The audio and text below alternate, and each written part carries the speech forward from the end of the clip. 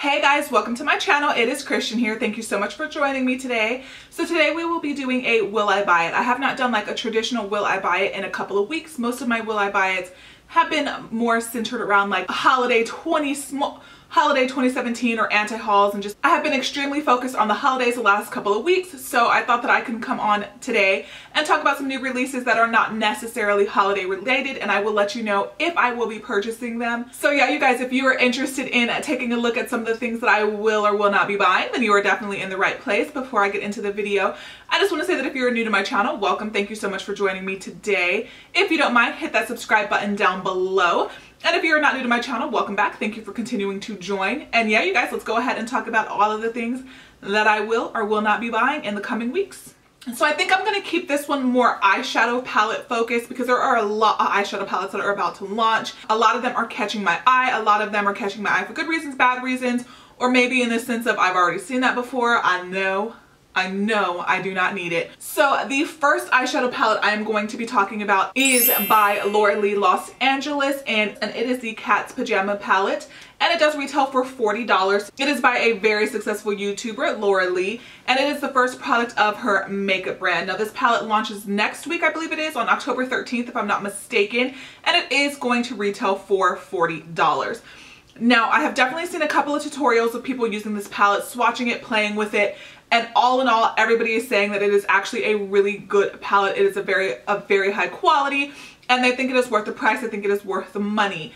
Now, this is the palette that I'm not going to come out right away and say that I'm not going to purchase or that I am going to purchase. I'm kind of, you know, I tend to buy things by YouTubers that I'm extremely loyal to and who I just really love and really support. While I do like Laura Lee and I do watch some of her videos, I don't have like that intense connection with her that would make me want to run out and purchase something that just because she released it. Now, I am excited for her. I think it is so amazing. I think it's so awesome that somebody was able to build their brand from the ground up, literally from the ground up. She was sitting in her house, and you know, one subscriber at a time, she has turned herself into a brand, her own brand. And I think that it's so awesome that she's doing that. And I just kind of wanted to put that out there. But on the flip side of it, while the eyeshadow palette does look really pretty, while, you know, everybody has great things to say about it, I'm not 100% sold on this palette as of right now.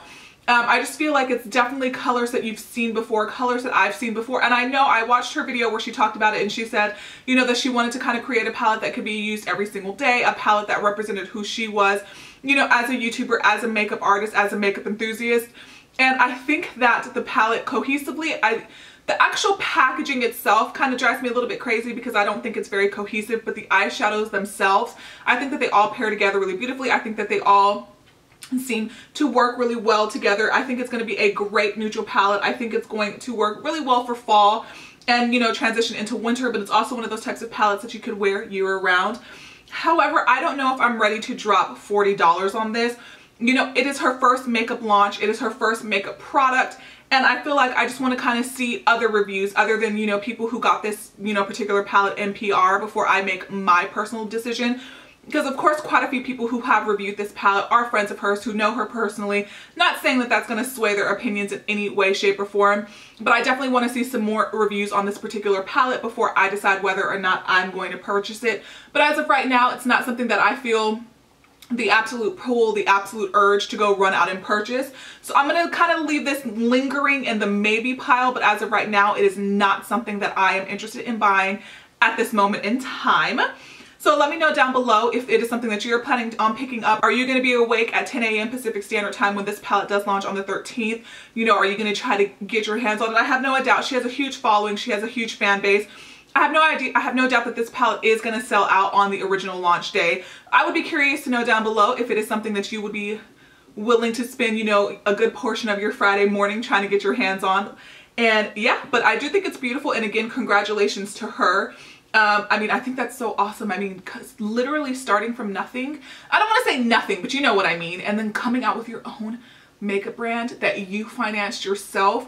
That's huge. That truly is amazing, but we'll see.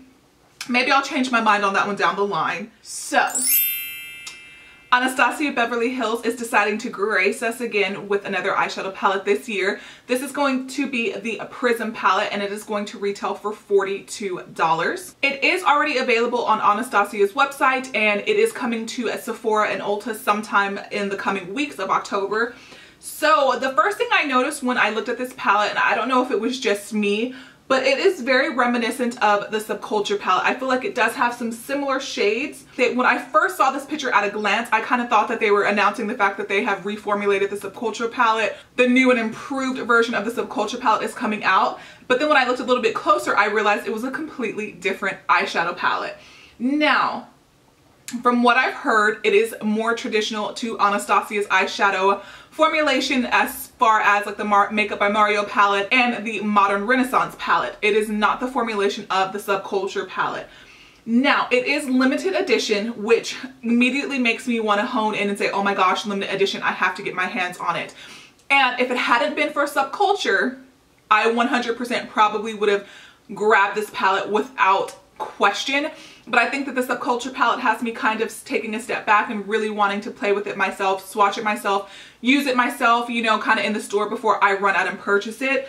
So I think that this is another one of those palettes. While it does look, when I look at it, it does look a little jumbled and kind of like, what am I going to do with this neon green? The palette doesn't look completely cohesive to me. There's been tutorials to where you can really make this palette work. So I do definitely have interest in it, and it is a palette that I do want to pick up because through and through I do like Anastasia Beverly Hills brand. There's been a couple of misses for me. I want to say that I can only think of 2 misses out of her entire brand, which was the Subculture palette.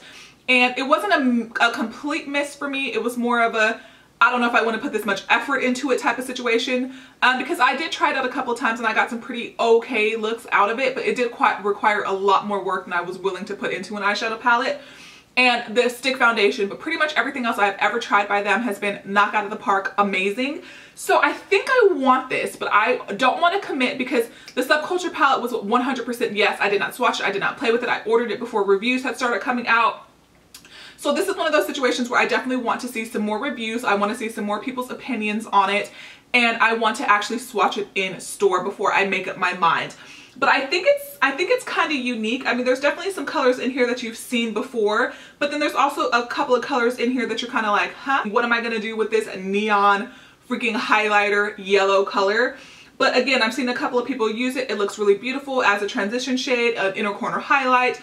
So I'm watching it. So this is another one that's going to kind of be in the maybe pile, but if it swatches like the Modern Renaissance palette, if it looks as good as the Modern Renaissance and some of her earlier palettes, then I will 100% pick this guy up, especially because it's limited edition. I know I shouldn't get suckered into limited edition. There are a couple of palettes that she released in, you know, previous years that I regret kind of not purchasing, and they were all limited edition, especially her earlier palettes. So the fact that limited edition is on this makes me kind of want to purchase it a little bit more, but I am going to take my time before I pick this guy up. So this just showed up on Trend Mood's website today. You know, Stephanie Nicole had already talked about it, and there had been some teasers on Trend Mood's website. This is the Viseart palette, and it is called the Grande Pro palette Volume 1, and it has 30 eyeshadows, and it's going to retail for $175. But it looks like if you are a pro makeup artist, you can get it for $140. $175. $175. I just wanted to make sure you like heard me when I said that. Now, it can be said that when Natasha Denona came out with her eyeshadow palettes, her 28 pan eyeshadow palettes, they were $238, and nobody had ever heard of her, and it's kind of like, who do you think you are coming out with those eyeshadows for that kind of money? Granted, they turned out to be some of the really good eyeshadow palettes. Her shadows are definitely in the top 5 of eyeshadows that I have ever tried, but I do not own any of those 28 pan eyeshadow palettes because $238 on an eyeshadow palette is ridiculous. So Viseart, a brand that is well respected in the makeup community, a brand that I have tested out, that I do own eyeshadow palettes from, which do cost $80 for their traditional, I believe, 12 pan eyeshadow palettes, and I do own 2 of those, and they're some of the best mattes that I've ever played with personally. This is definitely in the top 5 as well for matte formulations. And while I want this, I'm looking at this and I'm kind of like, man, this looks great. You have, you know, beautiful transitions. You have, you know, your deeper vampy shades. You have a couple of pops of colors, but through and through this palette is so wearable. But $175, while I want this so badly, and it's even one of those things that even with the Sephora VIB Rouge 20% off, that is still freaking expensive. But you know that the quality of Viseart, however you want to say it, you know that their eyeshadows are going to be beautiful. You know it's going to be worth the money because their formulation is out. It's absolutely amazing. But y'all, I cannot afford a $175 eyeshadow palette. Like Natasha Denona eyeshadows are kind of like, they're like at my limit. Like that's like the most. 130 bucks is kind of like, it's already pushing it. But I don't think I can do this. I would love to. Maybe, I mean, let me know down below if you're a pro makeup artist and you want to, like, you know, share the wealth with your discount for me. But I just think that, again, while I want it, I just can't spring for it. Even at the VIB sale at Sephora, if it's going to be available at that time, I just don't think I can do it. Like, oh wow, I just read Trend Mood's website or Instagram. It says that it's limited quantities. Only 3,000 are going to be available in the US. It is limited edition. Wow, I was about to say maybe down the line it's something that I'm going to consider and think about. They try to play, you see, they try to play you with this limited edition and they make you want to feel obligated to get it. And it's going to be coming out for pre-order October 9th and it will be available November 4th. But there's no way I'm dropping 200 bucks on an eyeshadow palette after taxes. And November is going to be around the time of the Sephora VIB sale, so I got to prioritize. I want it, but I got to put it in the no list. Like, I just cannot do it. So I want to talk about this little guy right here, and I'm not sure if I'm saying the brand name correctly, but is it Nabla Cosmetics. Now they're releasing a palette on October 18th and it is called the Dreamy eyeshadow palette, and I have seen swatches of this palette and it looks beautiful. I am not familiar with the brand itself and I'm not entirely sure how much this palette is going to swatch or how much this palette is going to cost. Okay, I cannot find it. I saw a swatch video of this palette somewhere and I was blown away with how beautiful, how wearable, how pigmented, how gorgeous these eyeshadows look. Now again, this is an eyeshadow palette that I feel like it looks really pretty, really wearable. And it's a palette of, I feel like you've seen colors like this before, but I just feel like for some reason it just looks so pretty and it is drawing me in. I'm not very familiar with the brand. I want to say that Mariah Leonard, she did a video on them talking about their products maybe a month or two ago, and that was the first time I heard about the brand. I want to say it was her.